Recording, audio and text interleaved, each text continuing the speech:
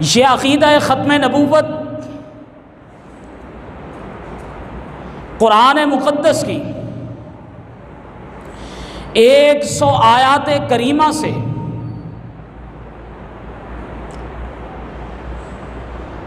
اور احادیث مبارکہ کے ذخیرہ میں سے 210 احادیث مبارکہ سے ثابت ہے۔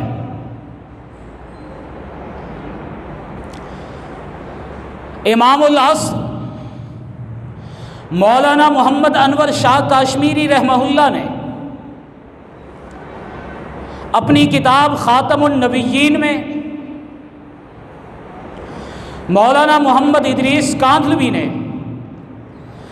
اپنی کتاب مسک الختام فی ختم نبوت سید الانام میں یہ عقیدہ تحریر فرمایا ہے کہ امت کا سب سے پہلا اجماع اور اتفاق اس بات پر ہوا تھا کہ حضور کے بعد جو نبوت کا دعویٰ کرے اسے قتل کر دیا جائے، وہ اس زمین پر زندہ رہنے کے قابل نہیں ہے۔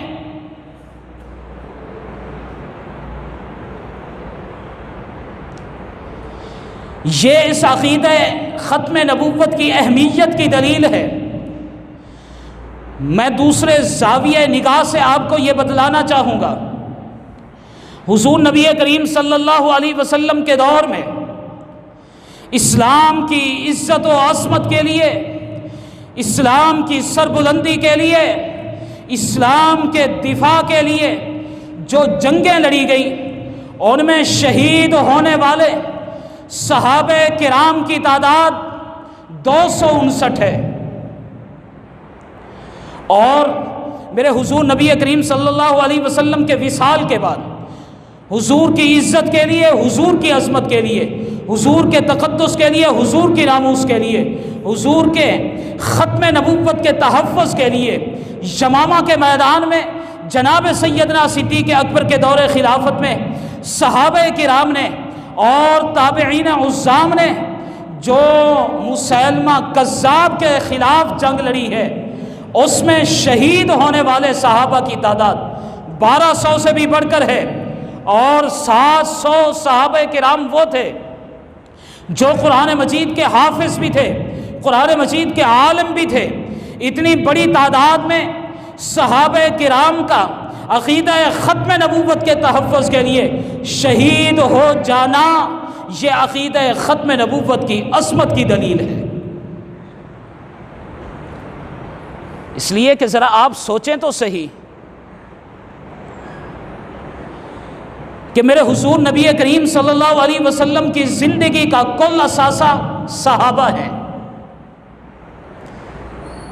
میرے حضور نبی کریم صلی اللہ علیہ وسلم کی زندگی کی جمع پونجی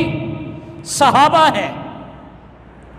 میرے حضور نبی کریم صلی اللہ علیہ وسلم کی تربیت کا عکس صحابہ ہے۔ حضور نبی کریم صلی اللہ علیہ وسلم کے دین اسلام کی آفاقیت اور سربلندی صحابہ ہے۔ صحابہ کرام کا اس عقیدہ ختم نبوت کے لیے کٹ جانا،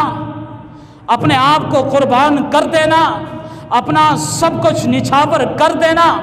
یہ اس عقیدے کی عظمت کی دلیل ہے۔ میں اور زیادہ نہیں، صرف ایک صحابی کا تذکرہ کرنا چاہوں گا، اور یہ وہ عظیم صحابی ہیں جنہوں نے حضور کی زندگی میں حضور کی عزت و عظمت کے لیے، حضور کے تقدس کے لیے، حضور کے ختم نبوت کے تحفظ کے لیے اپنی جان کا نذرانہ پیش کیا، اور یہ عقیدہ ختم نبوت کے تحفظ کے اوپر شہید ہونے والے پہلے صحابی ہیں، پہلے صحابی